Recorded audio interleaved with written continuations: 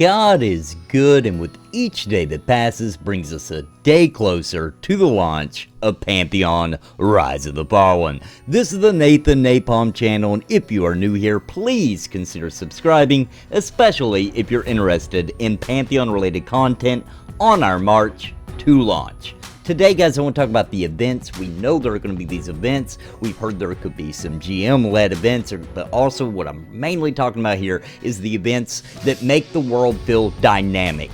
Things going on in the world that aren't always going on, being at the right place at the right time when one of these events triggers off. Some of these events we know are going to be triggered by character actions, by us, by the players. We do certain things and it triggers an event.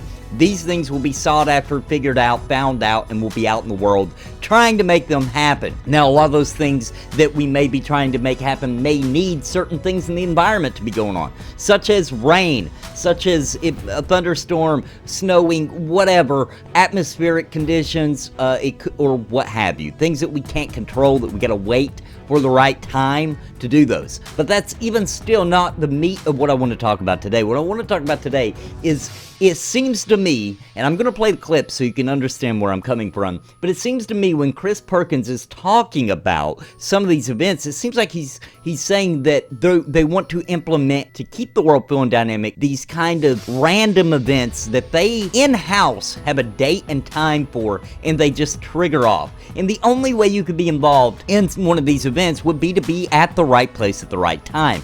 And they even kind of insinuate that there could be really good drops. So you want to talk about rare. You want to talk about rare drops that happen just during these random time and events in the specific place of Terminus, and you just have to be there, logged on, get there in time, and then you have to be lucky enough to get the good drops. So we're talking about epic level. We're talking about epic level of rarity. We're talking about you see somebody with it, and you'll probably, most likely, most people will be like, what the heck is that? Where did you get that? And I've never heard of it before. You see what I'm saying?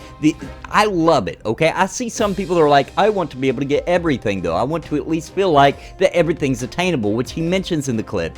But here's the deal. If you want to have a dynamic world, if you want to have a world that truly feels like it's its own ecosystem, its own actual world, its own place, it's living, it's breathing, there are things that happen that you, beyond your own control, can't be a part of and can't be there and can't affect that particular situation. And that is what makes, it's one of the things that can make the world feel very dynamic. So I'm super excited about this. I'm sure I will never even get lucky enough to even be involved in something that rare, that dynamic, but that's okay. Just knowing that it happens and getting to hear people talk about it and that they were there and seeing somebody run around and hearing their name and being like, this particular character got this really sweet sword, one of a kind, and then maybe even the chance of running into that guy or grouping with that guy and seeing it for myself and just being like, that is so freaking cool, man. That is just the cherry on the top of the ice cream sundae for me. That is so awesome. So let's hear the clip and then we'll discuss it a little further. Yes, when it comes to events and in-game events that are happening, not like GM-led events, but actual like events that happen periodically in the game world, where there's maybe, local conflict between this group of NPCs and a village or outpost or even a city, or I can think of like different times of day. Maybe there's something that comes out only at night and wreaks havoc and causes terror and then slips away as the sun rises. Like the answer is yes to both of those things. Where the I guess the push comes is how deep, how like textured and layered can those things be. And I would say we want to be conservative with how deep we try to take those kinds of things. I think what we absolutely want to achieve is the sense that the world is dynamic, meaning we want there to be a reasonable expectation as you travel through areas and then come back a few days later, or the rhythm with which you move throughout the world, that you would expect things to not be static, that there would be events and things happening that make the environment, the imprint of the NPCs and the factions and what's going on in that area different from time to time. Some things will be more consistent. So I'm thinking of an area in Avendir's Pass right now, or an event, a nighttime event that happens in Avendir's Pass that, as we've discussed it internally, it's more of a consistent rhythmic kind of thing from night to night. But even in that, there would be a few potential kind of discrepancies in how everything plays out. But you'll have things a little more common like that, but then there are also the things that are more rare, the kind of events that can happen that you would count yourself kind of lucky, to stumble upon. And that ties into, some things that I'm super excited to talk about and can't.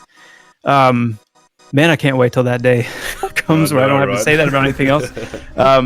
But there are going to, we're really serious about how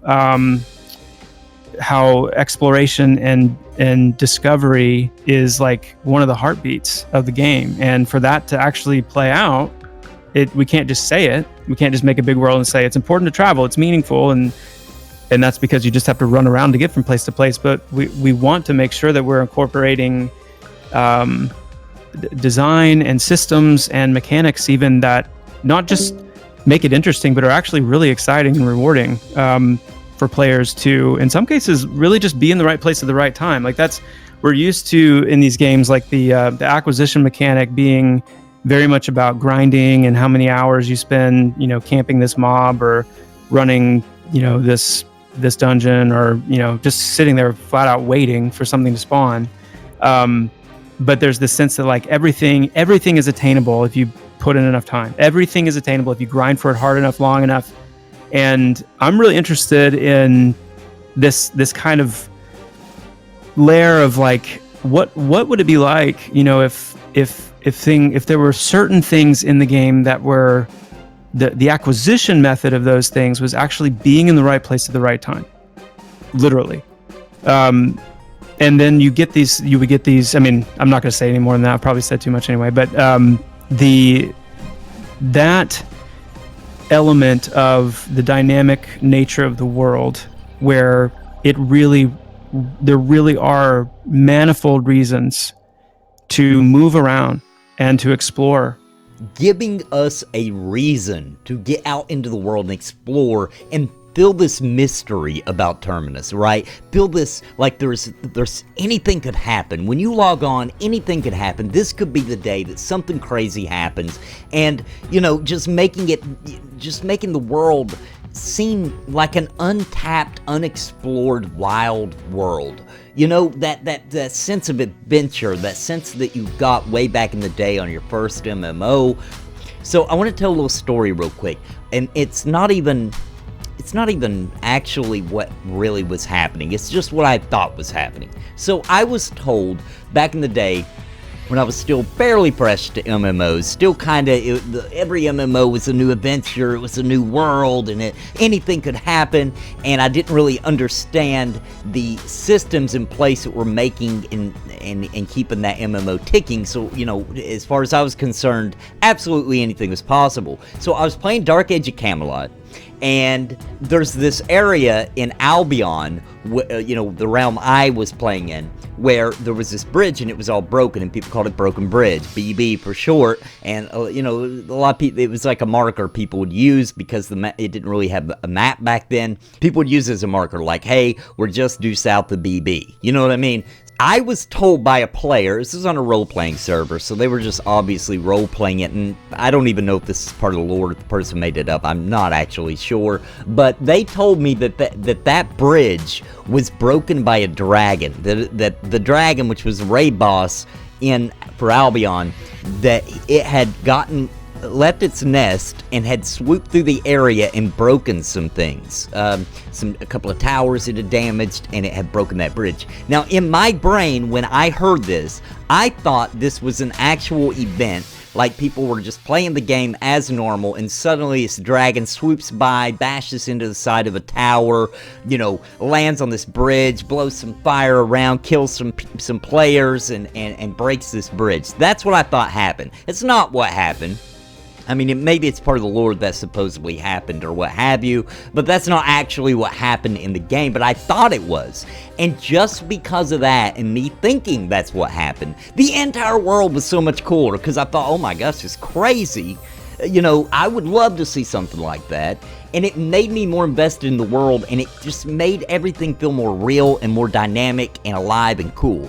And that isn't even real. I just thought that's what happened. Now imagine if in a game they made events like this happen, and then what if they actually made it change the landscape just a little bit, just one little detail, you know what I mean? They take a bridge and, you know, they have another set for it where they don't have to do it so crazy with the graphics, with exploding brick everywhere and everything. Just he lands on it, there's some fire and brim, you know, a little bit of flashy effects, and suddenly it switches its model to a broken version. You know what I mean? Like, how freaking insane would stuff like that be in an MMO? And for all of you really old school MMO players, it was back in Ultima Online. I have plenty of stories, not quite that dynamic, but plenty of stories where players were given so much freedom and the world was just so sandboxy that lots of things happen, like people porting out of a dungeon and you know, back to town because they're trying to port out so they don't die, and then the enemies following them into the city and killing the guards and killing the NPCs and killing lots of players, you know, just, you know, all the big train coming through the portal into the main city, you know, all kinds of cool stuff like that happened in Ultima Online, and that was just because they gave us the tools to be able to do things that would interact with the world in a sandbox fashion. So, you know, they could do that as well in Pantheon. It feels like they're leaning more in that direction where we could see some crazy things such as that happening. I hope so, especially with the portal thing. I think that's an easy way, you know, hey, you better close your portal when you're done or else the train may follow you into the portal. You know what I mean? Like, stuff like that's really cool, and that's what I would call a player-driven event, and I love those. I think those are awesome. But what they're talking about here is things they set up, like he said, on a periodic table. That's probably the wrong term to use. You know what I mean? On a calendar of systems in-house of when these events happen, and we don't know these dates. These are internal dates, just like the alpha date. We have no idea when that is, right? Well, just like that, they have these where this event is already in place, ready to go, and all they have to do is hit the button, trigger it, and it goes, and then they can watch it all unfold and have a good old time, and then, you know, they can tweet it out, check out this event that happened in Pantheon. It gets a lot of attention. MMORPG covers it because it's this really cool dynamic of one-time event kind of thing.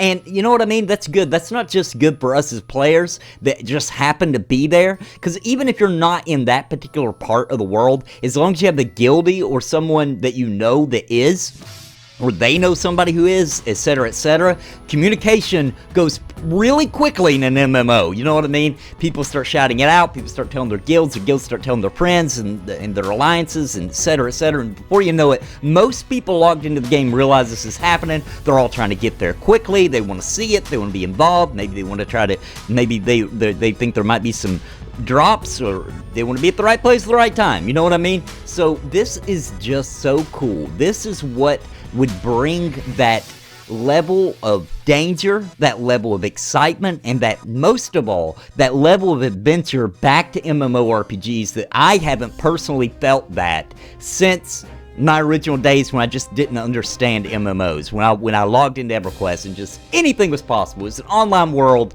The developers or the GMs were in control, and absolutely they could do whatever they want, and it was just another time and another place that we feel like we can't return to.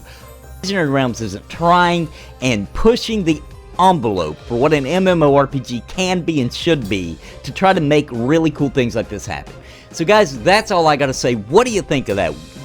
Does that not just sound like the most exciting, coolest thing you've ever heard in your life? Or does it sound like it's another gimmick?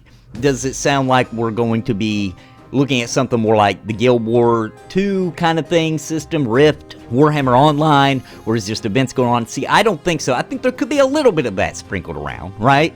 But those will be things that can be triggered. They can happen. You can kind of sort of force those along. But what he's talking about there is on a date. It's a specific event based on specific things. And think about it like this: they could even base it off of stats from the game. Like, hey, we noticed that a ton of people farm in this area. I mean, they have killed millions of goblins in this area on this server within the past couple of weeks. I mean, they're really slaughtering it. Let's do an event there. We know there's always people there farming. We know it's a popular camp spot now. That's where everybody's going. Let's think of a little event we could do there just to kind of throw people off guard this month and keep them on their toes when they're camping at this place. You see what I mean? And this is the kind of train of thought that Visionary Realms is doing, that Chris Perkins and the team are really trying to hit home with, right? And so it's just interesting, and I love it. But let me know what you think in the comments down below. Thanks for joining me today. I hope you enjoyed the video. I thought this was a pretty exciting topic to talk about, and one of my favorite things to talk about in MMOs, getting that sense of adventure back, you know, and it's hard to do, but it looks like the way they're talking about that sounds like they could do it. Thanks for joining me, guys, and until next time, God bless and happy gaming. Please listen to what I say. I've been making videos all day. My friends all say I'm it's a video buffet. You can even hit replay. But please just subscribe. I can't even describe being part of my tribe. I'll even offer you a prize, but just please just subscribe and hit the bell notification too.